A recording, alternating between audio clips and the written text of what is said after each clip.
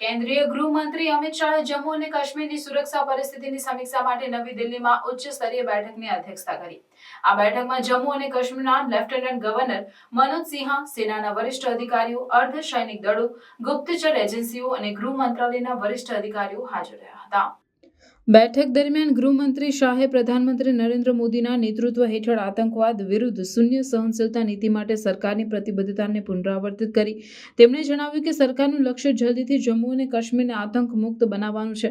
શાહે સુરક્ષા દળોના સતત પ્રયાસોને કારણે આતંકવાદી ઘટનાઓ, ઘૂસણખોરી અને યુવાનોની આતંકવાદી સંગઠનોમાં ભરતીમાં નોંધપાત્ર ઘટાડાને હાઇલાઇટ કર્યું। ગૃહમંત્રીએ તમામ સુરક્ષા એજન્સીઓને પ્રદેશમાં આતંકવાદને દૂર કરવા માટે સંકલિત રીતે કામ ચાલુ રાખવા માટે નિર્દેશ આપ્યો।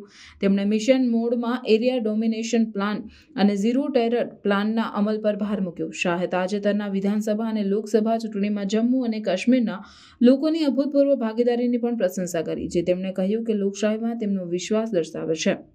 બેઠકનું સમાપન સરકારના જમ્મુ અને કાશ્મીરમાં આતંકવાદ પર સંપૂર્ણ પ્રભુત્વ સ્થાપિત કરવા અને પ્રદેશમાં શાંતિ અને સ્થિરતા સુનિશ્ચિત કરવાની મજબૂત સંદેશા સાથે થયું।